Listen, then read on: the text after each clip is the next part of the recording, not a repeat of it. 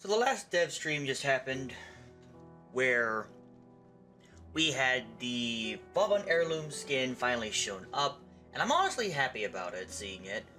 And I've been waiting for it since last year when it was first announced that he was going to be getting it. But a lot of people tried to say that he wouldn't be next, he would be later on throughout the year. But hey, we get to have it first. VAUBANS Unite, we are finally back in business. But speaking of Vauban, I wanted to state specifically something that I'm a bit worried about when it comes to the miniature rework that we got. Like, I would call it a miniature rework, not like a full-on overhaul rework, because all it is just tweaking things here and there with the actual Warframe itself. But what I'm going to say is this. Pablo cooked very heavily, very well, and I love what he did. But I'm also a little bit worried and skeptical on how things are and how things are going to be changing, because there are many different things with Vauban that I actually enjoy. I love how he's the Swiss Army knife out of all of the other Warframes in the game. You can go to the helmet system and basically about 90% of the abilities that are in that roster you can make a build out of for Vauban. He's that flexible and that fluid. But I do have a bit of a worry specifically where it comes to mainly how his one's going to be spread out, how much it's going to be spread out. Now, I know a lot of things are subject to change, and not only that, but also things need to increase, or not increase, things, we don't know all the numbers and stats that are going to be coming out, and I should never judge it 100% until it comes out, but it is something that I do want to state that I worry about. I mainly worry about, specifically, for the one, at least, how it's going, what the base damage is going to be for that status chance scaling. If it says it's a flat 50%, it's making me think like they might go off from 50% and then, you know, you increase from there from strength. But if it's at the levels of breach surges percentage chance, I'm gonna start throwing in the towel saying, okay, what the hell is this? I'm actually gonna call it out at that point.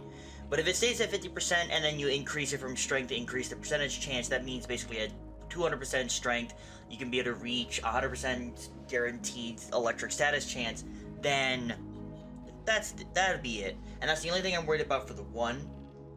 But the last part I'm going to state about, at least, that I'm worried about is the 2, because of the flechette orbs and overdriver. I'm curious what's going to happen to it, because you can throw a overdriver onto a flechette orb, and the flechette orb will absorb the overdriver. But when that happens, you know, with the new rework that we're getting, from the looks of things, we're not going to be able to get that. And the thing is that flechette orb does get a damage increase through overdriver, which is what I'm worried about not happening when the new rework comes out with how overdriver and vector pad are put together. I do like how Photon Strike's getting an absolute massive buff, don't get me wrong, absolutely love it.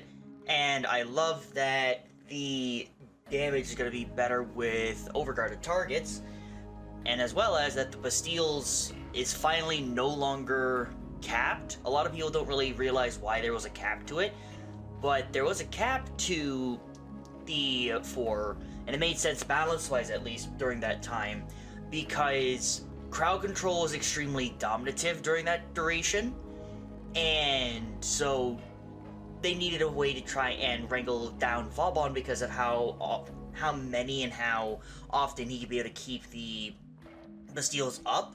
So it made sense why there was a cap to them at first, but of course with Vortex there is no cap to it. Makes sense. But now that we're removing the enemy cap, that's good, because of the overguard abundancy issue we have, I'm honestly happy. Like, crowd control is not as dominative as it used to be. It's actually struggling a little bit. Not too much, but it's struggling quite a decent bit, though. So having Vauban's 4 no longer have to worry about the enemy cap for the Bastille, I'm happy for. 100% happy for. But last but not least, I want to state about Vector Pad, though, as well. I know I'm, like, rambling back and forth, but I'm trying to keep this as slim and short as possible.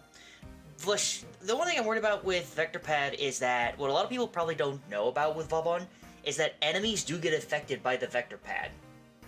They do get launched, as you'll see. They will get launched from Vector Pad, and I'm wondering if these changes are going to remove that.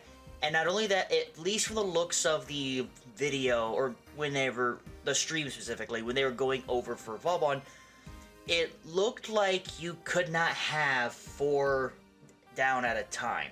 4 Vector Pads or 4 Flechette Orbs down at a time. It looked like it was only 1 at a time. Which I'm a bit wary of that specifically as well. That's the only other thing I'm worried about for the second ability. But otherwise, the rest of the kit, thumbs up. Double thumbs up. Absolutely happy about it. Love it. And I just hope they don't screw it over, is the only thing I will state. But besides that, the Vauban Rework looks good. The Vauban Heirloom looks fucking amazing. Absolutely gorgeous. But then, I can't help but to think and state about, other than the Vauban Rework, the Requiem relics. They're getting changed up. I like that they're getting changed up. I'm actually happy that they're getting changed up, because the Requiem relic grind, or not really for the relics themselves, but for the Requiem mods, have been quite a pain in the ass to get and deal with a lot of the time when dealing with liches and such. So seeing these changes with the Requiem Eterna that we're getting, that's going to let you have basically guaranteed no matter what, that's going to be the new relic system for our Requiem relics in general. And then you'll be able to get the Requiem mods only through the Eternas, through that situation specifically. Some people that I have in my group and in my server, they were at first didn't really listen to them fully. But if you're worried about not being able to get the old Requiem relics anymore, the lady we go to in the Iron Wake for our Riven Sliver farm or whatever, whenever we give her our Riven Slivers and stuff like that for exchange, we will get the old Requiem relics through that old system. So I just hope it doesn't get capped. If it does get capped, I'm going to question some things, but otherwise, that's how we're going to get the old Requiem relics, is through Iron Wake. So, thumbs up, double thumbs up otherwise from that. Requiems are going to be great, and the liches are going to be so much fucking better.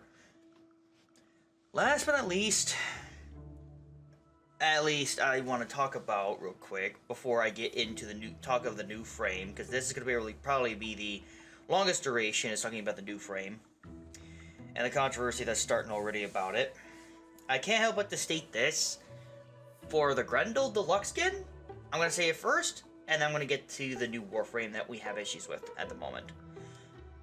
Grendel Deluxe skin, gorgeous. With my color scheme that I use all the time to match with, my PNG tuber that I use on stream and so on and so forth, I love it, and I can't wait till it comes out so I can get my hands on it. And I just love the mech design and everything like that. It's gorgeous, it's beautiful. You piqued my interest, DE. You've made me happy about that. But I digress. I want to move now to talking about Follie real quick. A lot of people have been having a bit of some issues with Follie. Thinking and looking at Follie, saying that she's like Concord Warframe, basically the woke frame, because she's a overweight chick. I look at it this way, it just depends on how it's written.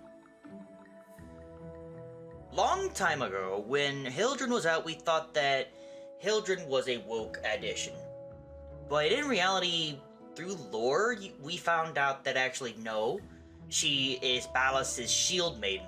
Personal shield maiden even at that. And whenever you look up for shield maidens, they're buff as all hell. They are buff to the nines. So it was all depending on by the writing how they did it. So for the lore for the Warframe is where I look now at Follie and I'm like, they better write it properly. If they do good writing for her, it makes sense of why she looks the way she does.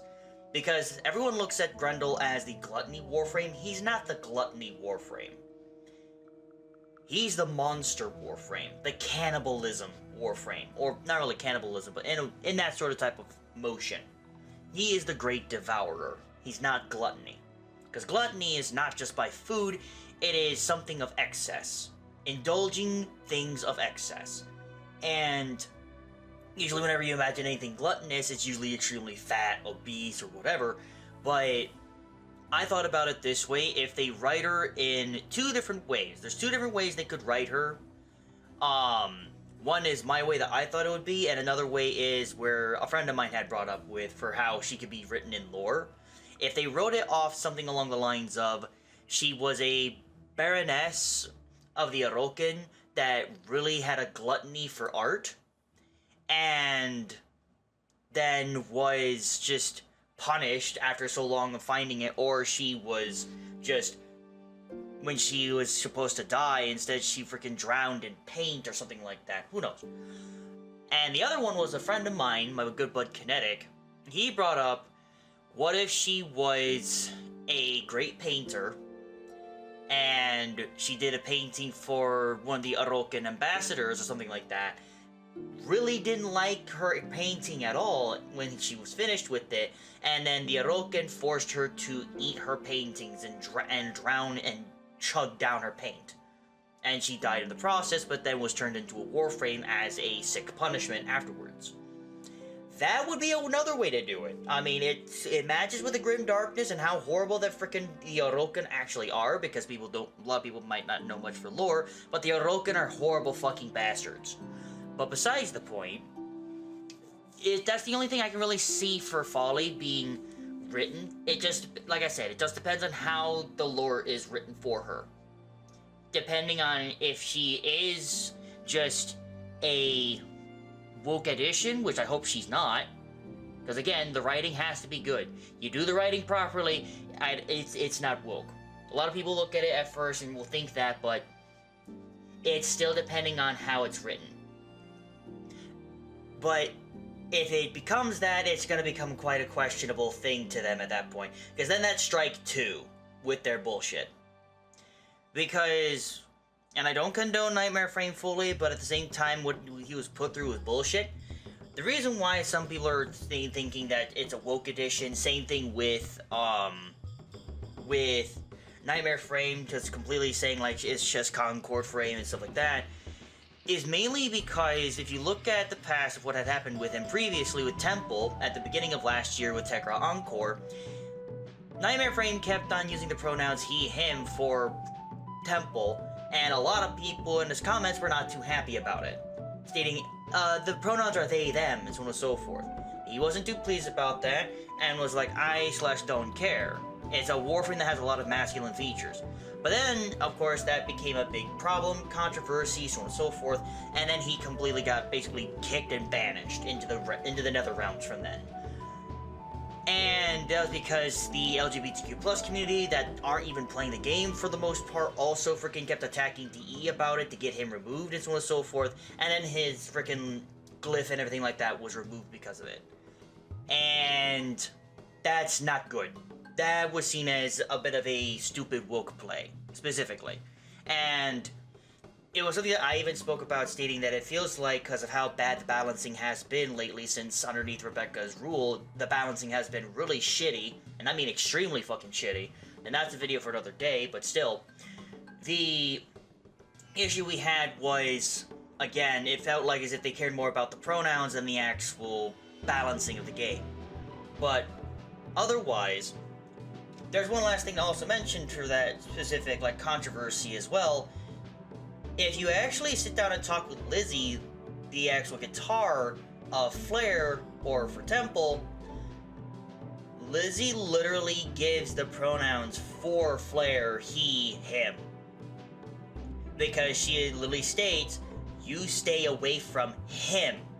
That's where my brain was thinking at first for a long while, until somebody brought it to my attention that Flare is an actual, like, was counted as non-binary before they became a proto-frame, or before they became a frame. So it's like, it's up in the air in my brain at that point. But again, with writing and stuff like that, and people are having the controversy with Follie and the woke stuff, all I can say is this. It has to be written properly. If it ain't written properly, then they deserve the slap on the fucking face. If it's written properly, then they should be fine. That's all I can say to that. No ifs, no ands, no buts. But all in all I can say is this. With everything that's coming out, with, you know, I think it's the Shade or Shadow Painter, I think it's what it was, the Shadow Painter, in March, and the Vauban Heirloom, as well as the horse skin for the Goth, which would be her deluxe skin for the Neon, I'm guessing, or the Nyan. But still, with the Chinese New Year, I'm honestly like, cool, thumbs up. The rest of the entire Devstream was great. All of the Devstream in general was great. And again, I'm going to state this last piece here for the controversy part. I'm only going to say this, wait till the writing of the lore and everything like that is out before you make 100% of a judgment. I can know by looks it can be quite heavily judged, but I don't really care too much, as long as it's written properly. That's the only time when I'll care, is if it's written improperly. Then I'll throw him under the bus. But otherwise, DE doesn't deserve to be thrown under the bus yet for Follie, so just hold off and wait for the lore to come out. That's all I can say there. But otherwise, motherfuckers, this is your man with the thoughts with Shawggy, and I'll see you guys on the next video and in the next stream. Make sure you go ahead and definitely check the Discord down below. I'll always put it in my description at this point from now on. If you want to join the server and be able to talk with everybody else that is in the group, as well as whoever wants, if you play other games as well that we have.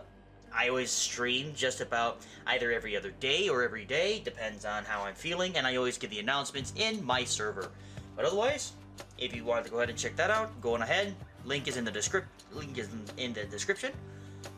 Otherwise, I'll talk to you guys again.